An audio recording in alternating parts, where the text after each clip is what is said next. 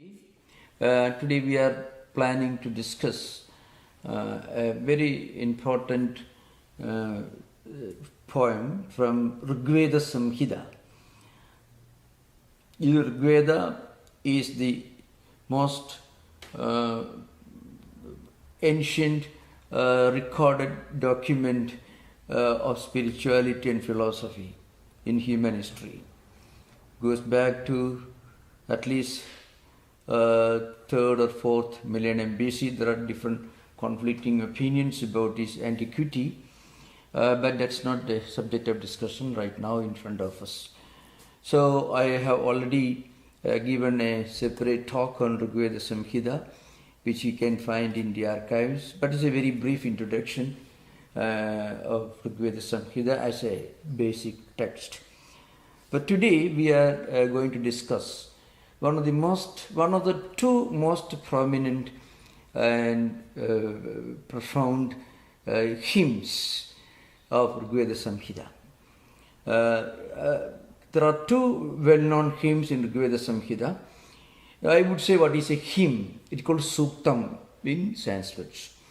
So the entire Rigveda Samhita is divided into 10 separate sections called mandalas.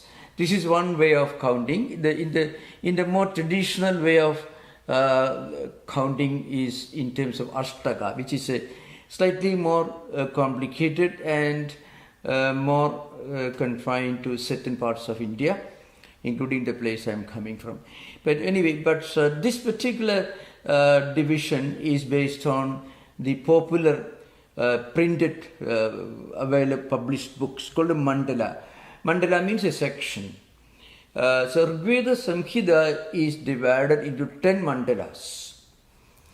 Each mandala has got a number of hymns. A hymn has got several verses, each verse with 4 lines in different meters. So and each verse is called a rik. So rik means actually the basic unit of Rigveda is a rik.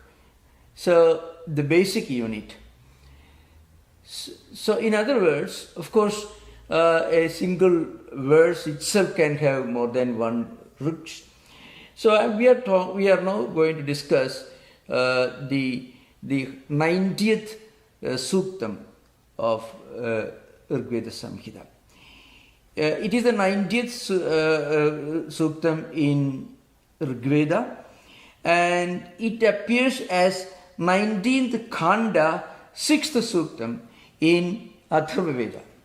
So one speciality of what we are going to discuss is called Purusha Suktam. So Purusha means not, if you look at the Monier Williams or Apte's dictionaries or anywhere, you find Purusha means a male human being. That's one meaning. But that is not the philosophical or scriptural meaning of Purusha. Purusha, in short, in plain English, it means one supreme reality which remains enshrined within the human system. So it's Atman. So Puri Sete iti Purushaka. Purnatvat Purushaka. There are two definitions that's found in Shankaracharya's commentaries. Innumerable definitions are there. So one is Puri Sete iti Purushaka. Puri means a city. That's a popular meaning in Sanskrit lexicon. Puri means a city. Now, this body is often characterized as a city with 9 gates opening to the outside world. So, what are the 9 gates? You can see 2 eyes, 2 nostrils, mouth, 2 ears, and 2 other openings in the lower part of the human body structure. So, these are the 9 openings. So, this human body is compared to a city with 9 gates opening to the outside. So, Navadware Pure Dehi, Naiva Kurvanna Karen, you find in Gita, Navadware Pure. In the city with 9 doors, Dwara means doors.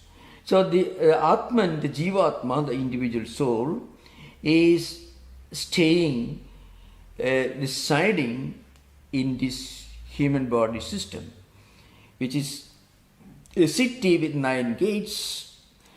So what does it mean, Purusheti iti Purusha? So somebody or something which is residing within, which is sleeping, which is existing within the body. So that should be other than the body. So when somebody tells you you are staying in a room, you are staying in a house, it means you are certainly different from the house, the building, the structure within which you are residing. So your separateness from the house in which you are living, and the house, it's the fact that it is distinct from the one who is residing within. So like that, Purusha is somebody or something which is residing within the human body, which has got 9 gates, which is Atman, which is other than body. So Sharirendriya Vetiriktam Atma, you find it in the Bhashya literatures. Sharirendriya Vetiriktam. Vetiriktam means distinct and different, separated from the body, senses, mind complex. So that is the meaning of Purusha. And other one is Purnatvat Purushaka. Purna means complete, full, by itself intrinsically complete and perfect and full. So this Atman is all-pervading, it is immanent, residing within everything. It is also transcendental. So all these are implied when you use the word Purusha. The word Purusha in any dictionary, as I mentioned earlier, Purusha means a male person. So Purusha and Stri is a female person. That's only very, very elementary meaning. That's the meaning that you find in literature, in Sanskrit dramas or novels. There's a novel in Sanskrit, I don't know how many of you remember, the most ancient novel, creative fiction, in the form of a novel, was written in Sanskrit that belongs to between 4th and 6th century BC, called it is Mrit Shakatigam, by a writer called Sudraka. So it is in a way you can say it is play and novel combined together. So there are interesting characters in that: policeman, thief, king, trials, all you find in this 4th century, between 4th and 6th century BC, that particular creative fiction. So Suktam means a hymn. So, and this Purusha Suktam is found in all the four Vedas: Rig Veda, Yajur Veda, Sama Veda and Atharva Veda. It is one of the very few Suktams which is found uniformly in all the four Vedas. It is, as I mentioned, it is 90th Sutta of the Rig Veda Samhita. Just 1 minute.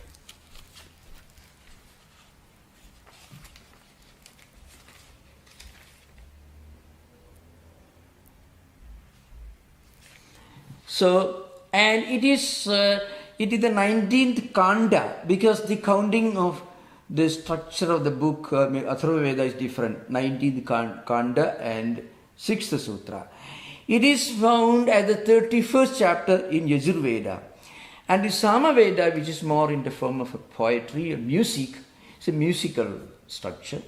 It is scattered in many places, but not in the compact form. So, in a way, what is Purusha? The universal vision. You can see, if you remember the Gita lectures, we discussed this this Vishwarupa Darshana Yoga, the Gita, means the universal vision of the Supreme Reality, the divine, that is the embodiment of everything, the vision of one in many and many in one, the supreme form which the Lord revealed to Arjuna. You can find, in you I see creation of all gods and goddesses, the entire universe with all the multiple creations emerging, existing and dissolving in you. I find all this. You find Arjuna is addressing Lord Krishna. So one important aspect of these Rigveda mantras, Vedic mantras, it has got three important aspects. One is Rishi, Chandas and Devata. So you often find, before those of you who, at least some of you who are reciting Vedic mantras in the form of Gayatri or in the form of Sandhya Vandana, means morning and evening, you perform some rituals and prayers, Vedic prayers you call it.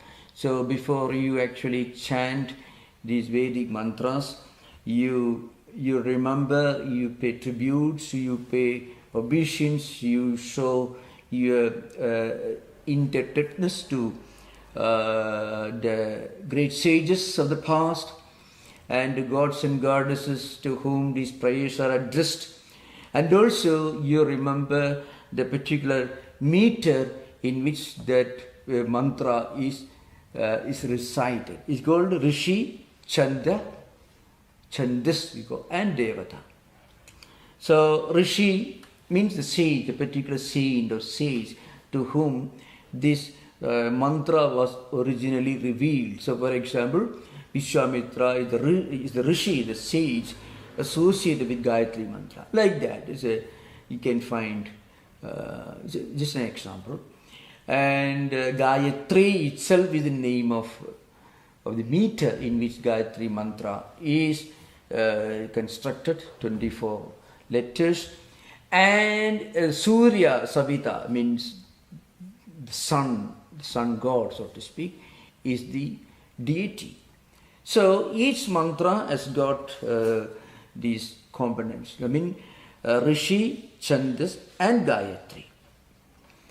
And each of these four Vedas will be represented in a Vedic ritual by one prominent priest who must be a master of that particular Vedas and also who must be familiar with the performance of all rituals performed according to the tradition of the specific mantra. Rigveda, for example, the priest who represents Rigveda in a Vedic ritual is called Hota.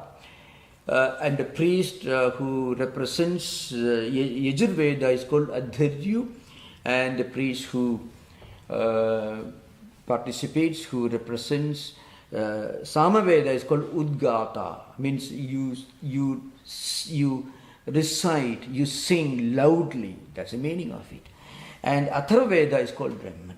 So all these four Vedas will be represented in a Vedic ritual. Some of these aspects are being discussed somewhat elaborately at the beginning of this series, and also when I was discussing all the four Vedas in some other sessions, which already you can find on YouTube. Major Veda, Rigveda, Samaveda, Atharvaveda, we give separate lectures, introductory lectures on each of the four Vedas. Now, of course, there's one important thing. How do you know the meanings of the Vedas? That's one important question. Something that many people don't really understand is, the language of the Vedas, especially Rigveda, Samhita, is one of the oldest form of Sanskrit language. It is very irregular. It doesn't follow a specific pattern of grammatical rules and syntax and so on. Today, when you speak Sanskrit or when you write Sanskrit, you are following the grammatical rules laid down by a great man in the 9th century BC, and his name was Ashpanini, and this book that he wrote, which the Bible of Sanskrit grammar, is called Ashtadhyayi. The book is with 8 chapters. Now that was the time when Sanskrit grammar, syntax, and rules of Sanskrit grammar and syntax were laid down once for all. So today also you follow the same pattern. I am a student of philology and linguistics in the Western tradition. You know, the first attempt to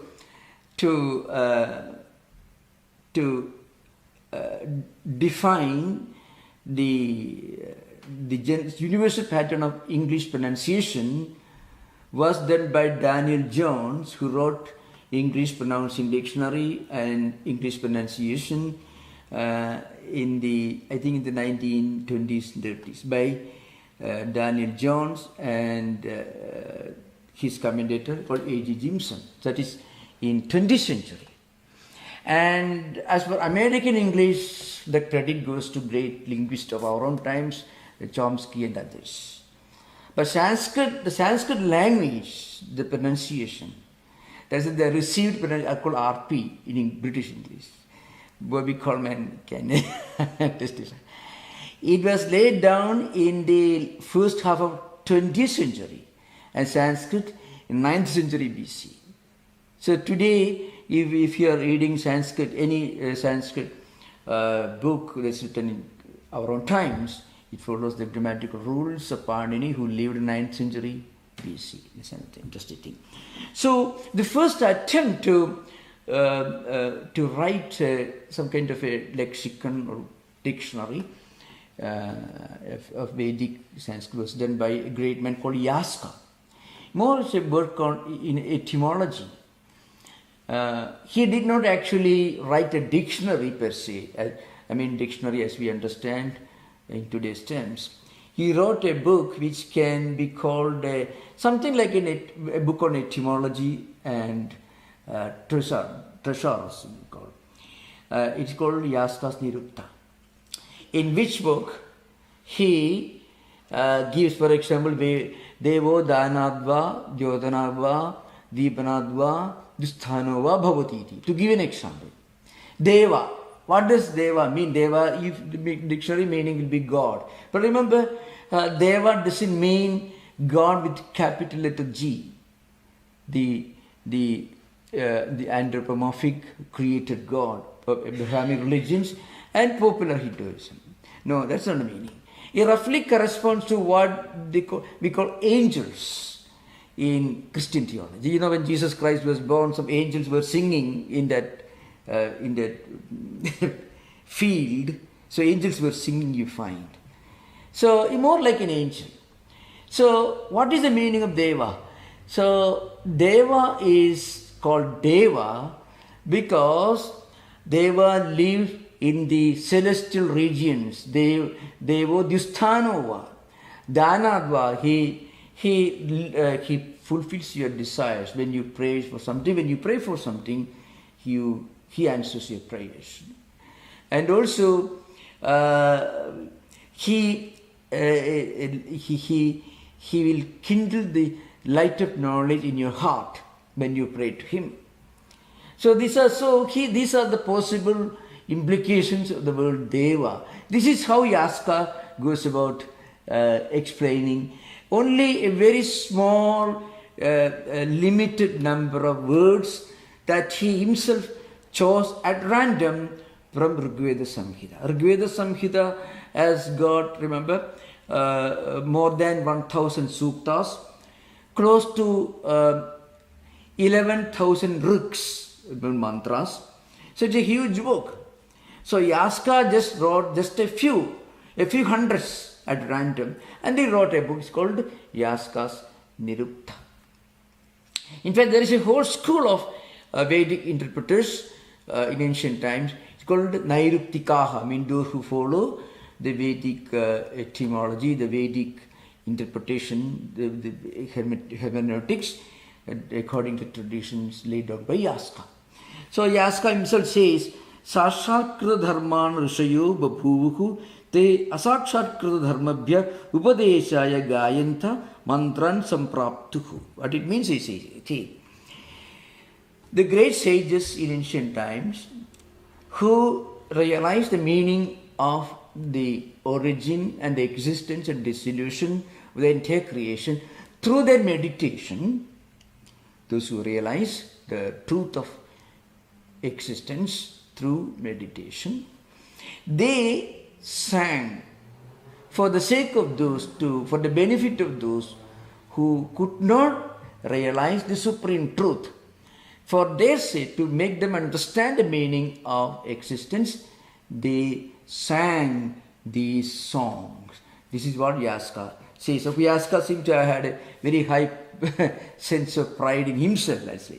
It is meant for those who could not realize the truth. For that, these sages composed these songs. This is what you find Veda Samhita. Anyway, you can give credit to all of them, because in terms of this, the profoundness of the spiritual, philosophical outlook. You know why it's profound?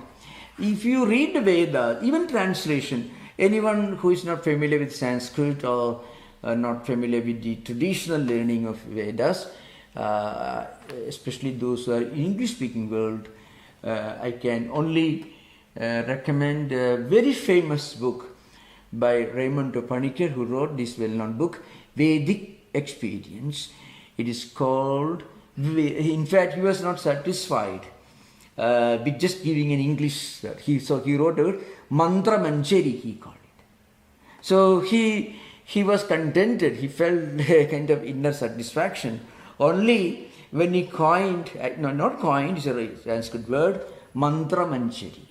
So, which he wrote, which is a very famous book, is called Vedic Experience, Raymond Panikkar, who has studied the Vedas, who dedicates his entire life to the comparative study of Christianity, Christian mysticism and Hindu mysticism, and also the study of the Vedas. He was I think he was of mixed parentage, part Indian and part Spanish. So he get his name, Raymond Panikkar. Very famous, most celebrated name. The point is, the struggle that he underwent and the care he took to do justice while putting these ancient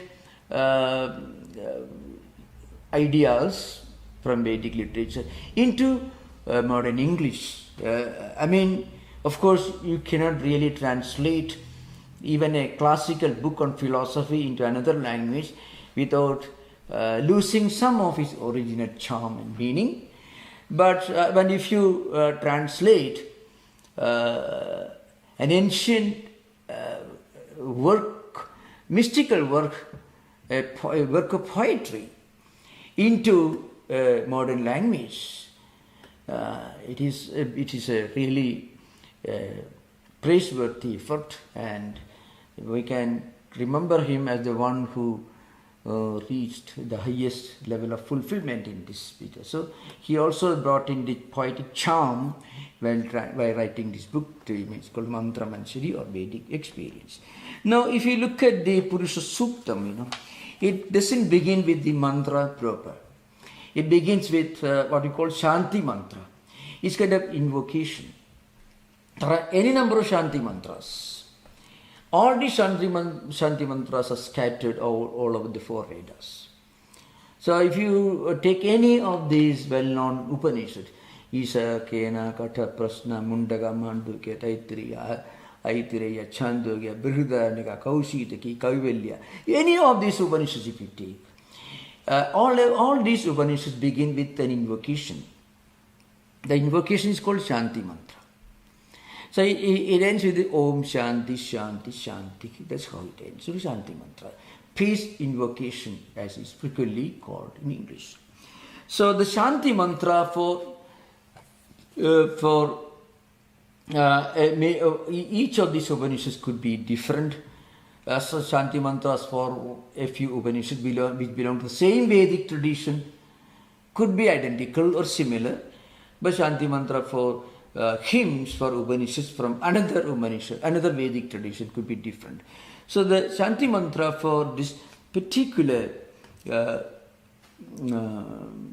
Suktam, it's called Purusha Suktam, it is something like this. So I am not going to recite or chant as we do. If you, we have already chanted, you can see this in our system.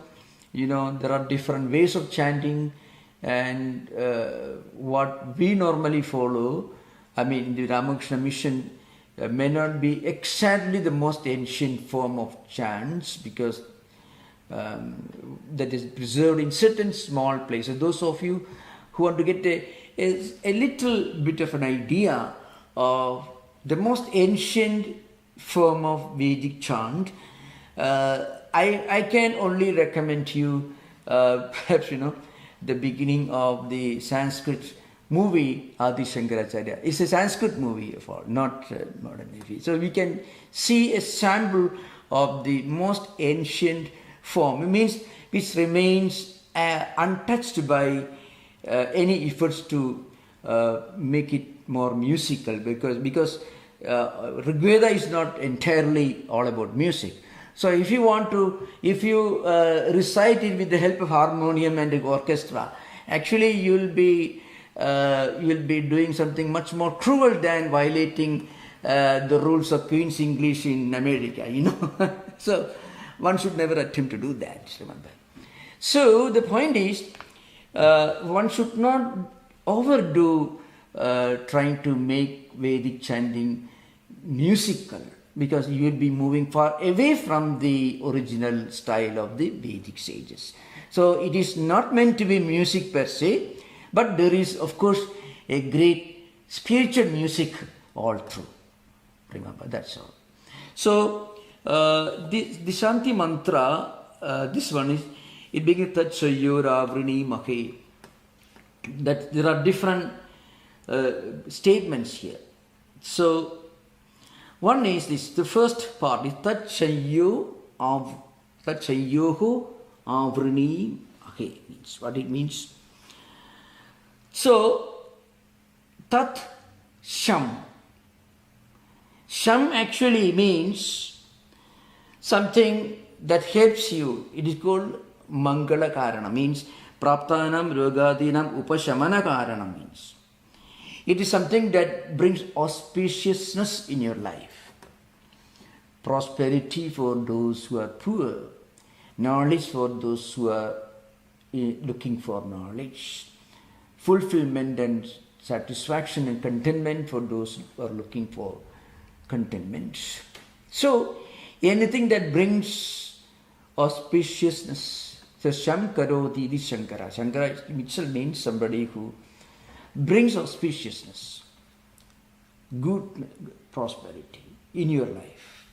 So the point is, the meaning is, let us enjoy prosperity and auspiciousness in the present, in the future, and in the past. So actually it's enough, but they always include, you know, the implication is only in the present and in future, but Vedic interpreters include the past also, because you have done something inauspicious in the past and you are suffering on account of that. Let that suffering also be eradicated by this prayer. So it's a prayer to the Almighty God, which is manifesting in the form of different deities, different divine beings everywhere. So let all of us enjoy happiness and auspiciousness by the grace of the Lord, in the simple plain English. Gatum yajnaya. Now Gatum means we are actually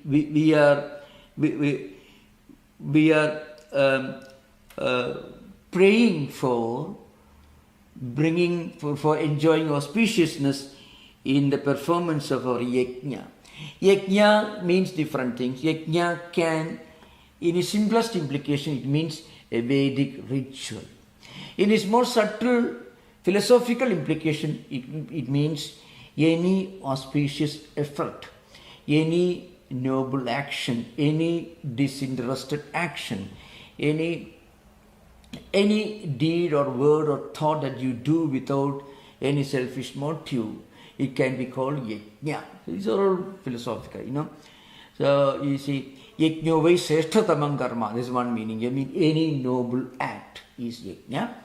And also, it also means a ritual. Devadodeshena dravyasya tyagaha yajna. In different interpretative works of Vedic tradition, Katyayana Sutra Vyakhya and in the Vajasini Samhita, in all many other commentaries you find different meanings. One is a kind of ritual that you perform to please gods and goddesses. Remember, you can see the polytheism, mean belief and worship of different deities. And also monotheism, in the belief in one supreme deity, and monism, a belief that the highest idea of God is one all-pervading, immanent, divine reality. All these you find in each of the Shanti mantras. On the one hand, you find, let us get plenty of wealth, plenty of money, and lot of good people around, good family. So all these ordinary, very empirical, very worldly desires are placed before different deities, and the sage is praying for the fulfillment. Remember, all the mantras are not Advaitic or reflective of the highest mystical ideas, not at all. There are, some of them are very, very worldly desires are placed before deity. That also you find in the Vedic mantras. Anyway, that's a different matter. So, Gatum Yajnaya. We are singing this hymn, these verses for pleasing different deities, different gods and goddesses, different manifestations of the divine spirit, which is found everywhere. Then Gatum Yajnapatiye, Yajnapatiye Gatum. Yajnapati. Yajnapati means, it's very interesting. So these are, if you look at the chanting style that you find in the Bay Area, it's very easy. Tachayora Mahe Gatum Yajnaya Gatum Yajnapataye. This is one style that you find very common everywhere, which is the most popular and most commonly, frequently found style, which you may be, some of you may be familiar. If you go to these temples, you can find. So, Gatum Yajnapataye. So, this is only Shanti mantra, invocation. But I want to explain the Shanti mantra as thoroughly as time permits, because that will be a good beginning for introduction of this very, very important hymn. And remember, these are some of the most important mantras found in the entire Advaita Samhita. Two mantras which I'm planning to introduce. One is Purusha Suktam, the other one is Srishti Suktam or Nasadiya Suktam, which may be even more philosophical but much shorter, which we'll discuss later. It also comes in the 10th mandala, Nasadiya Suktam, Nasadasit, no Sadasit. Na asadasit, no sat asit. I mean, in the beginning, there was neither existence, nor non-existence, nor anything that can be combined together. There was something which defines all human efforts to describe and explain. That is the supreme reality from which everything in this world has emerged. So, in fact, it is much more profound, but it is shorter. This is a little longer than what we are discussing now. 16 mantras you find. And this is the invocation. So, Gadum Yajnapati. So, Yajnapati literally means Yajnanam Padi. Padi means the Lord, the overlord, the one who supervises everything. So here, Yajnapati means, it means called Yajamana, that's a technical word. So all the Vedic rituals were performed by priests for the prosperity of another person, mostly the king of the locality.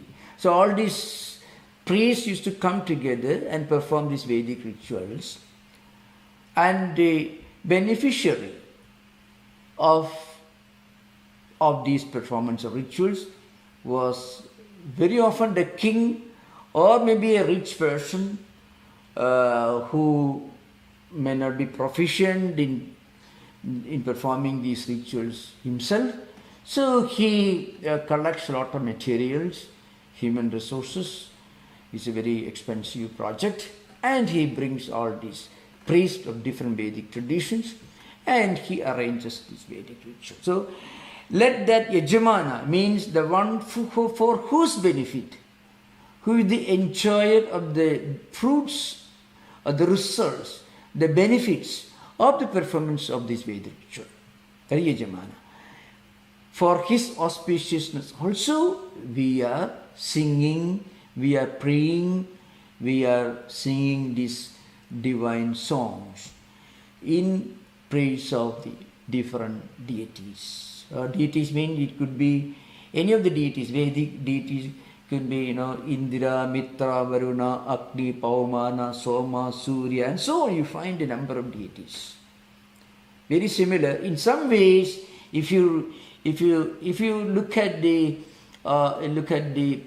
translations, English translations of Rigveda Samhita, and if you read Homer's Iliad, we can see many similarities. Very often Indra appears to be somebody like a Jupiter. All these Greek gods and goddesses also took sides in the battle, in Trojan War. Some helped the Trojans, and some others helped the Greeks. And they also had their own jealousies and problems and fighting and quarreling and shouting. All do you find of different Vedic deities also. Remember, if you look at the Vedic deities, they were not necessarily very spiritual. That is another important point I want to bring home. The Vedic deities were great, divine, celestial beings, but they were not necessarily very spiritual. I mean, they were certainly not bad people. Angel devas themselves stood for the benefit, goodness, for the prosperity of everyone. But they were not like a Buddha or a Sri Ramakrishna or a Christ. They were not necessarily spiritually very enlightened, not all of them. So very often you find many similarities between these Vedic deities and also the Greek gods who took part, taking sides in the Trojan War, some supporting the Trojans, some others supporting the Greeks, you can find. So Gadum Yajnapati, for the benefit, for the auspiciousness, for the prosperity of Yajnapati, Yajamana, for whose sake this ritual is being performed, for his prosperity also we are singing, we are praying. Again, Daivi Sostihi Astu Naha. Sosti Astu Naha. Daivi Sostirastu Naha. Again, another one is say, and also let us all get the blessings of all these deities. Daivi Sostirastu Naha. So Naha Sostihi Astu. Naha means in modern Sanskrit means asmakam, for us. Sosti means auspiciousness, peace, happiness, prosperity. Many of you may not know that. In fact, Swastika itself was a universal symbol of peace, prosperity, happiness, human brotherhood, universal goods. That is the real meaning of the word Swasti. Okay, to what extent it was hijacked and got a diabolical interpretation, meaning that's part of one of the darkest chapters of the history of modern civilization, which is something which I don't want to go into. But we should remember this Swasti means prosperity, happiness, joy. It is an important symbol of Hindus, Buddhists, Jains, many of the ancient traditions. And there are scholars who extend this interpretation further. They say some kind of this symbol of auspiciousness and universal brotherhood and prosperity was also found in non-Christian, pre-Christian religions and traditions of Western world. So that's a different subject. So here means Naha, Devi Sustirastu. Let all of us be blessed by peace and happiness and prosperity and universal brotherhood and auspiciousness by the grace of different deities, Devas. Devi Sustirastu. And again, this continues. Swasti Manushebhyaha. Let there be, let all human beings enjoy Swasti. So what it means? Let the whole human family, human society have the good luck to enjoy prosperity, peace and happiness. It's an important thing to remember. I think whenever you come across people who have very wrong interpretation, which is of very recent origin, which is a very unfortunate history, which is actually terrible even to think of that. So the word Swasti means peace, auspiciousness, prosperity, universal brotherhood, all as good and auspicious and spiritual for the entire humanity. That's the meaning of Swasti. So even in the ancient traditions, when in Hindu culture, to some extent Buddhist culture also, when you pay your respect to your teacher or maybe to your grandfather or your father or parents or somebody who's elderly in your family and who is worthy of respect because he or she is your teacher, or you have some respectful relationship with somebody, then when you do namaste and the other person may say Swastirastu, let there be peace and prosperity in you, let you be blessed by peace and prosperity. So this is a real, very, very simple. You can also find this in some of the ancient plays and dramas, or Sanskrit dramas and plays you find. So Swastihi Manushebhyaha Udam Jigadu Bheshajam. That's an interesting thing. Okay. Bheshajam, Bheshajam literally stands for medicinal herbs that nature gives to human society. So Udam Jigadu Bheshajam means let the medicinal plants sprout everywhere, grow everywhere, and let there be remedial medicinal plants everywhere, sprouting everywhere, growing everywhere, producing the fruits and results and helping humanity, the afflicted sections of humanity everywhere. This is another prayer. So Udam Jigadu Bheshajam. So you can find Udam Jigadu Bheshajam. This is a modern way of chanting which is more common, which you may be more familiar with. Shamno Astu Dipate. So Dipata means the bipeds, human beings, and also maybe there are other animals walk and live on two legs. Let them also enjoy Sham, means Swasti, means prosperity, auspiciousness, peace and happiness everywhere. So Shamno Astu Dvipate. Dvipate Shamno Astu. So let prosperity and happiness come to all of us, and also to all those who are bipeds, human beings mostly. Some chaduspade, and also there are quadrupeds, animals, horses walk on 4 legs. Let these animals also be blessed with prosperity, happiness, and peace and joy everywhere. And Om Shanti, Shanti, Shanti. So these are uttered 3 times. Means 3 prayers for the eradication of 3 possible types of afflictions. What are they? For example, there are some afflictions like disease, and there are some afflictions that are beyond our direct control. When you see, for example, lightning, earthquakes, and there are some afflictions, sometimes thieves breaking into your homes. So some afflictions that link to our own physical body.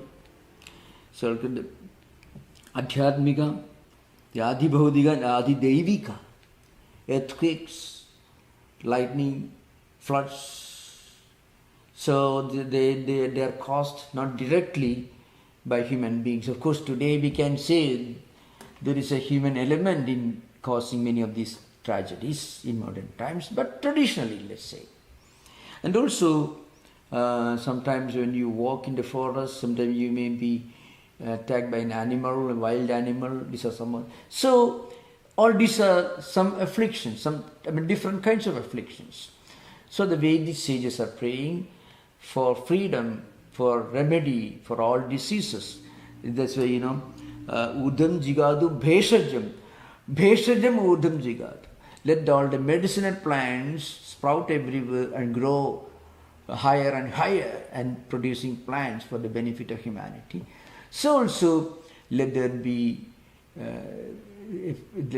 freedom from all possible afflictions, both human afflictions, afflictions caused by nature, and all. This is a kind of Shanti is repeated 3 times. So this is the Shanti mantra. Now after this I would like to take up some of the some aspects linked to this Suktam itself. So I would like to be as loyal to the traditional interpretation as possible. I would like to begin my description, explanation of the mantras based on the most traditional commentary, that is Sayana's commentary. Remember, Sayana's commentary is not the first commentary. Sayana lived somewhere in the 13th, 14th century. Before that, there were a number of commentators in Vedic tradition, Bhaskara, Mahidhara, and so on. Innumerable commentaries are found. Most of those commentaries did not cover the entire text of Rigveda Samhita. It was Swayana who, once for all, as a single individual, wrote commentaries on all the 4 Veda Samhitas, the mean Rigveda, Yajurveda, Samaveda, and Atharva Veda. And now remember, when we are talking about Sayana's commentary, we are primarily talking about commentaries on those sections of the Vedic literature other than the Upanishads. Because Upanishads were already interpreted extensively, very philosophically, and in the most authentic language by Shankaracharya, almost 400 years before Sayana. Actually, Sayana himself was a close follower of Shankaracharya's tradition. He was closely connected to Sringeri Mat tradition, which in fact Sayana and Vidyaranya, who was himself a great Vedantic scholar who wrote well-known books in the Vivarana tradition, and also great works like Panchadasi, which are important authentic introductory works on Advaita Siddhanta, Advaita Vedanta. So Sayana's commentary is even now the most popular. when you talk about Vedic commentaries, we are talking about Sayana. I mean, it has become so very popular and authentic. Now, what does Sayana say about this comment, about these mantras? So it begins with this Sahasra Sisha Purusha Sahasraksha Sahasrapal Sabhumim Vishwado Vrutva, mean it is Avrutva Atyadishtat Dishangulam. This is how the mantra begins. Sahasra Sisha Purusha. So Purusha is Sahasra Sisha. Sahasra, if you look at the dictionary, it means 1000. But Sahasra, in Vedic terminology, in Vedantic terminology, in philosophic terminology, Sahasra means, in the language of the traditional commentators, Asankhya means infinite in number, numberless, innumerable, beyond counting. That's the meaning of Sahasra. So this Purusha.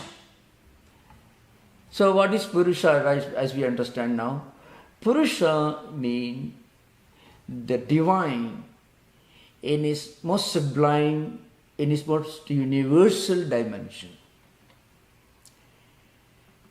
God, in its, to be specific, in the Advaitic sense, is one attributeless, eternal, immortal, universal, all-pervading reality. So that's why the God or Atman is called Purusha, because Purusha is the divine spark, Atman, that is residing in all beings, in all body structures, which other than the body, Dehantara Vediriktam, it is distinct and different from body and senses, and at the same time it is residing within it. It is the life of everything, but it's not the body or mind or intellect. So that's the meaning of Purusha. And this Purusha is Sahasrasisha. So if you read an English translation, say 1,000-headed, that is absolutely terrible. It doesn't mean Sahasra, 1,000-headed. So if you want to express a mystical idea in the form of a literary work, then what happens, very often you will kill the mystical element in that poetical work. Because a poet in Sanskrit called Kavi. Kavihi mantra drashta. So who is a poet? A poet is one who looks far into something and deep into something, and also who gets a comprehensive vision of everything.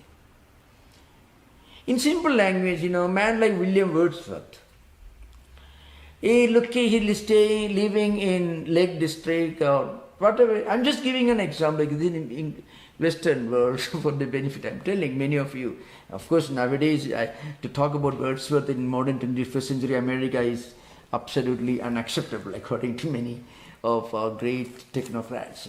But anyway, let us commit that terrible crime of referring to the great Wordsworth, the Victorian poet, to a tech of such a society, whatever it is. So, William Wordsworth, living in a beautiful island, or let us say coming closer to our own home, let us say this Emerson, or let's say Whitman or Thoreau walking through this forest and looking at the sky or the trees or the plants and seeing a meaning and relevance and a sense in a leaf, in a plant or a flower, which a botanist may not associate with.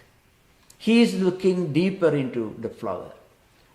And this is a simple poet, ordinary poet. Now a mantra drashta, that's the meaning of kavi or poet in Sanskrit. A great sage of spiritual illumination who looks at the entire creation deeper into everything and in a more comprehensive manner, seeing different meaning, higher implications in the beauty of sky, rivers, mountains and valleys. So, if you try to translate the original language of a mystical poetry into a literary classic literary work, maybe you may lose the mystical implications of it. So, Purusha, of course, we know it's not a male human being, it is the all-pervading divine spark present in everything and present everywhere. And Sahasra Sisha means not 1,000-headed. It means that which is present everywhere. It's an implication of the all-pervading nature of the divine. Sahasra. Sahasra means infinite. The all-pervading nature. That's the meaning of Sahasra. Anantaihi Sishaihi Uktaha. That way Sayana says. Anantaihi Sishaihi Uktaha means. Ananta means infinite number. You cannot count. It's all-pervading. So, this Purusha, this all-pervading reality is endowed with infinite number of heads, means it is present everywhere. Instead of saying a simple, straightforward man may say it is present everywhere. But a poet will say it is infinite in scope. It has got infinite number of heads. Same, it continues, Sahasra Purusha. Sahasra Akshaha means, again, Sahasra means Ananta, Asankhya, infinite number. Sahasra Aksha means not 1,000-eyed. That's a literal translation. It means it's seeing everything. His presence is everywhere. So Sahasra Aksha, Sahasrapad. So it has got 1,000 legs. What it means? It is present everywhere. So the all-pervading nature or the universal spirit is expressed by saying that it has got 1,000 heads, 1,000 feet and 1,000 eyes and so on. So this is the language of a mystic, which is far beyond reach of a botanist or even an ordinary literary person. That's the difference. So we will continue in the next session. You are most welcome with questions. Most welcome. Thank you.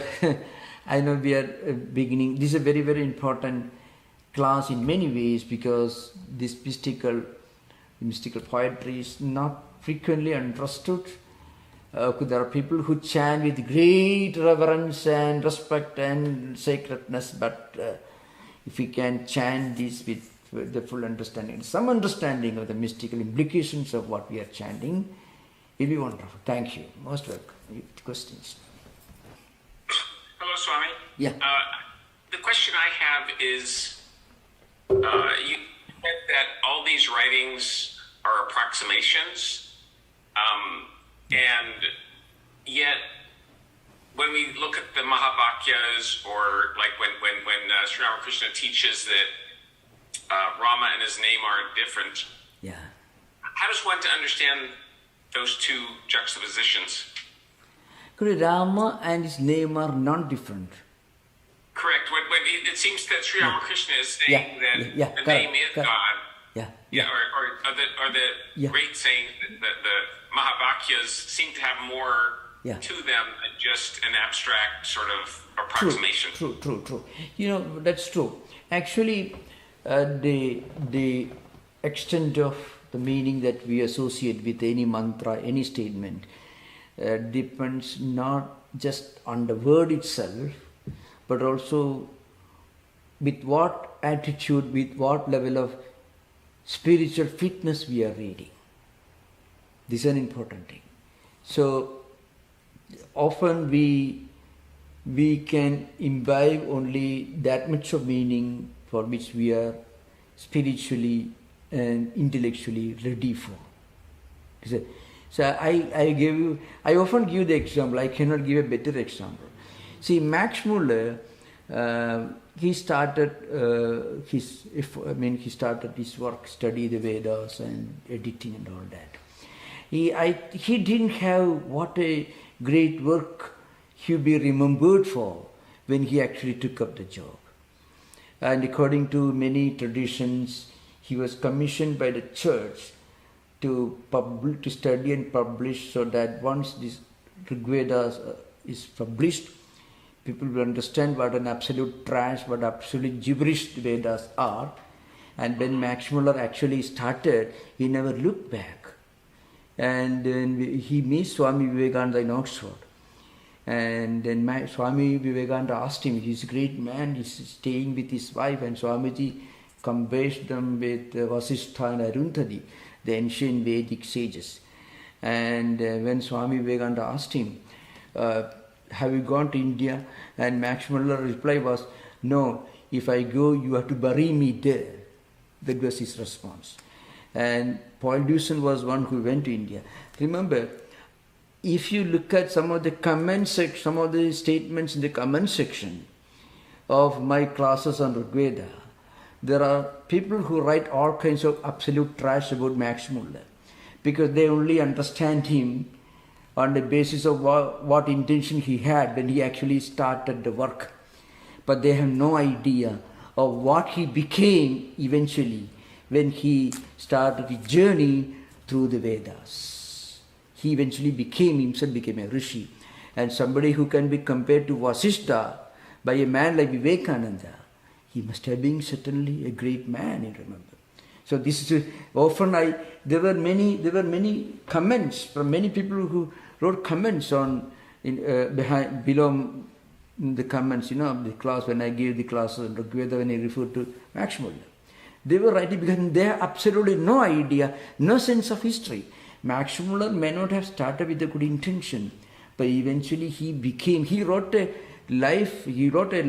work on the life and teachings of Sri Ramakrishna, the first great book written in Western world. And he was the man whom Vivekananda compared to Vasishtha, who was the teacher of Rama. And so remember, what I mean to say, when Max Muller actually started reading, he never looked back. He himself eventually became a rishi. So it depends upon with what mind, with what attitude we approach a great work. This is very important, remember. With what mind. And sometimes when we start reading a great work like the Vedas, sometimes, there may be a huge stock of great karmas and samskaras in our mental system coming from previous life cycles. We may suddenly manifest themselves and they take a different world. Max Muller never had a normal life. He and his wife are devoted exclusively for the preservation of Vedic culture. Just imagine that. This happened not to just one person. Paul Deussen, living in New York, he read something in Ramana Maharshi, and that's the beginning of a new life. So you can imagine what happened to him, in what way he was different. This doesn't happen to people who are very often living 50 miles away from Tiruvannamalai, where Ramana Maharshi lived.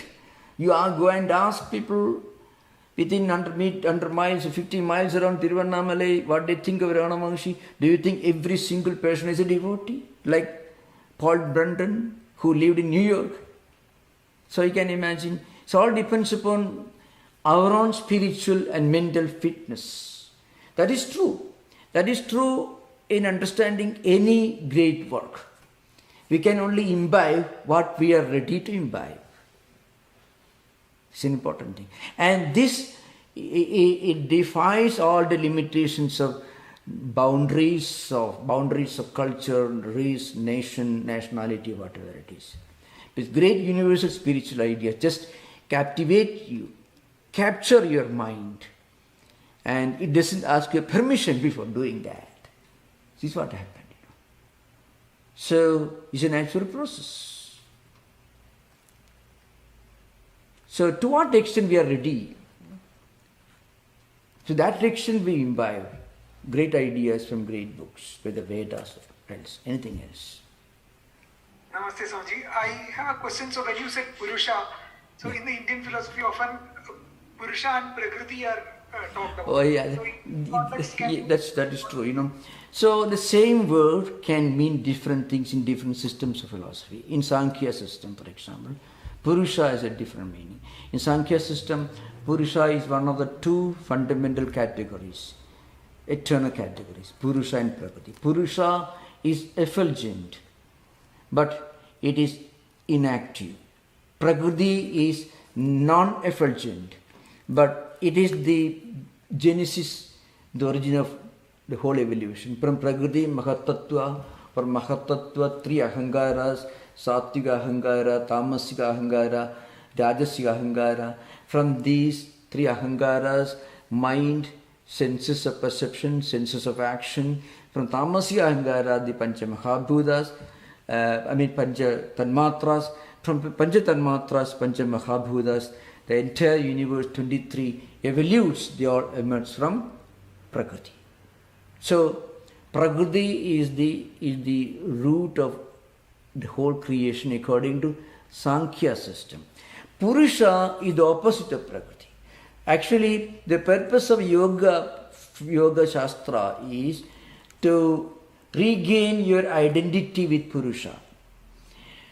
For some reason, you have identified yourself with Prakriti, which is not real identity.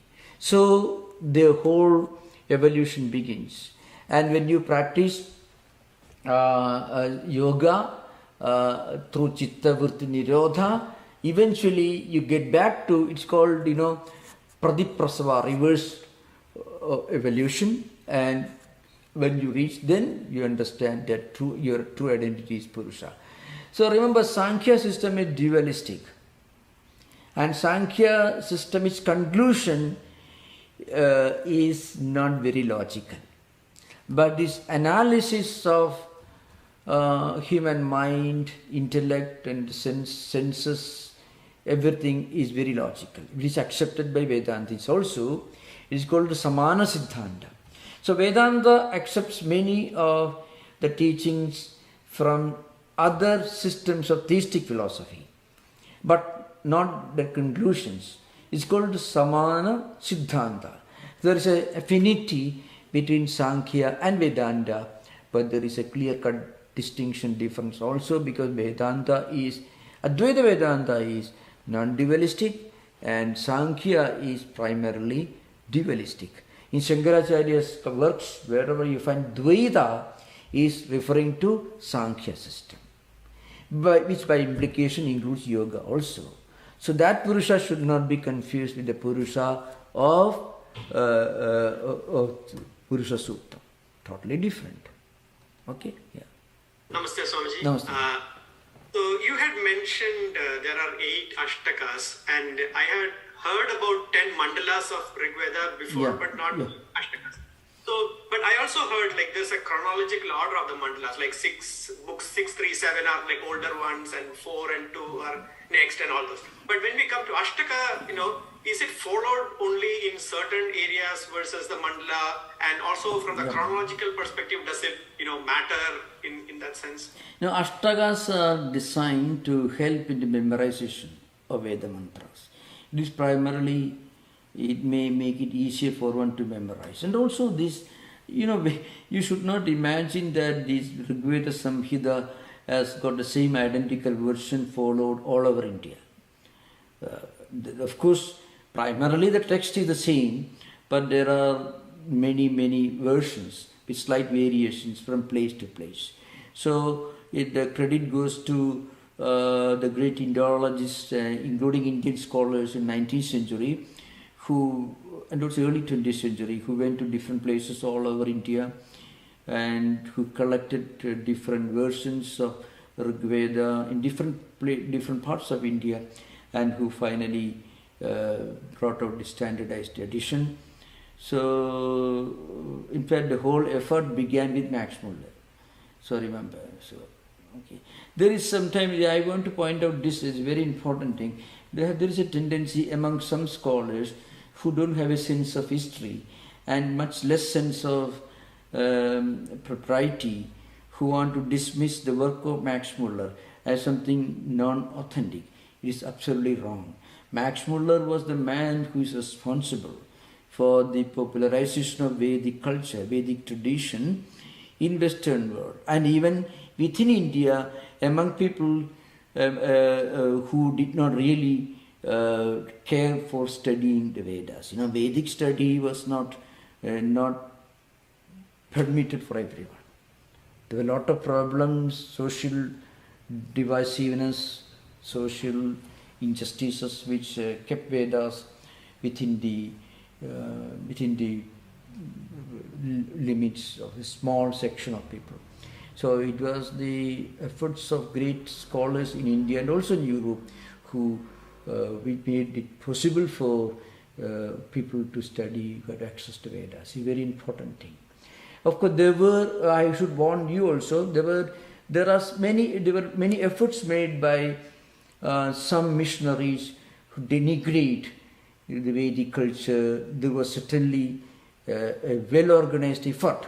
But that didn't take them too far, because the antiquity of the Vedas, the greatness of Vedic tradition has been well established by the writings of the great historian, United Nations, the United Nations publication in the history series called The Great American. He's an Englishman who came to America, not Toynbee, which is Will Durant, I think. He's a Will Durant who is the general editor of this well-known book, UN publication. So you can find many of their great writings, the antiquity and the greatness of Vedic culture. Of course, there is a great difference between the way a traditional Vedic scholar in India perceives the Vedas and the way it is being perceived by great students of Indology or linguistics and philology or philosophy. There will be a difference. That should be there. Actually, the traditional scholar, the Pandit in India, may not care for the sociological, the cultural implications of Vedic literature very frequently. They care only for the traditional rote learning. They sacrifice their whole life to preserve, to study, to preserve, and to work for the preservation of this great culture. They make enormous sacrifices, financial sacrifices. They sacrifice whole life. But without them, Vedas would not have been preserved. Vivekananda says that again and again. But at the same time, in modern times, extending Vedas beyond the limited interpretations of the traditional scholar and give it a sociological, a cultural and civilizational interpretation, reading more meaning in it. For example, Vedas reflect a way of life, certain values which are part of Vedic culture in ancient civilization.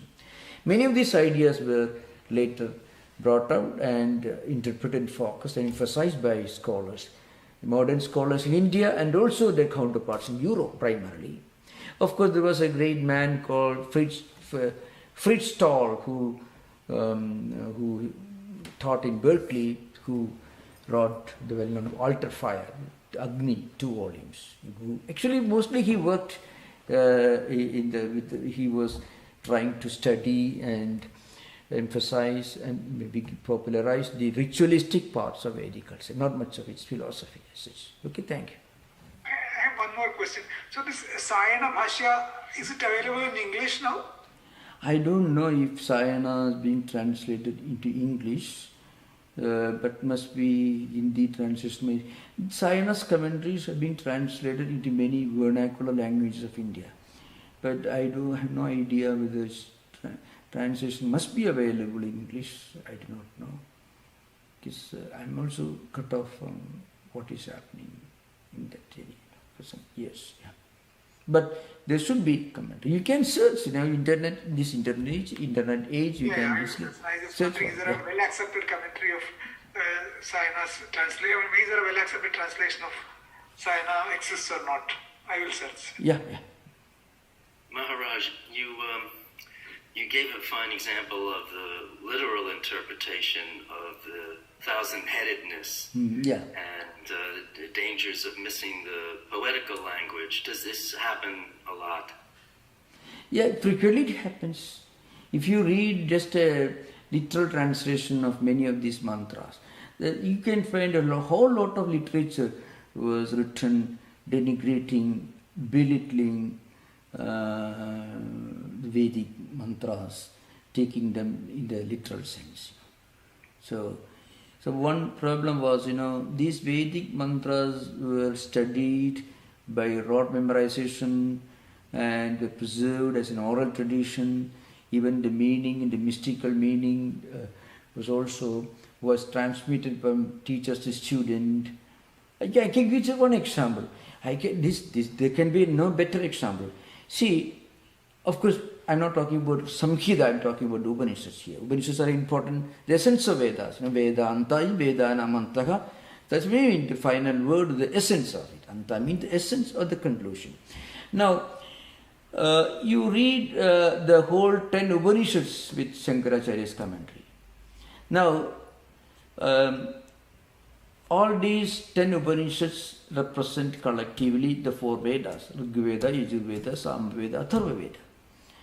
Now, these mantras, some of these mantras were interpreted by non-Advaitic scholars before Shankaracharya, Mahindra and others. They interpreted only in a very ritualistic sense. The philosophy is exclusively a contribution of Shankaracharya. So, for example, the Mahavakya, just now David was mentioning Mahavakya, Tattwamasi, Aham Brahmasmi. All these Mahavakyas were senseless, useless, worthless words according to the ritualist philosophers. Because any Vedic statement which doesn't include an injunction for the performance of some ritual or other, those statements are only eulogies, just they don't have any profound implication. Amnayasya kriyarthatvad anarthakyam adatarthanam. It's a well-known statement by Mimamsaka, the ritualistic philosophers. Any Vedic mantra, any Vedic statement which doesn't include an injunction, a clear prescription, you should perform this yajna, this ritual. If a mantra, a portion doesn't contain a clear-cut injunction called vidhi, that mantra is not of much significance. Now, Tattvamasi, Aham Brahmasmi, Ayam Atma Brahma, Prajnanam Brahma, all these, they don't have they don't give an injunction for the performance of rituals.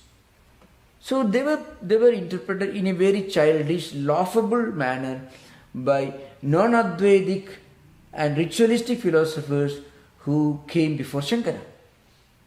Shankara took up all these and gave a great philosophical meaning. Aham Brahmasmi implies the ultimate spiritual experience.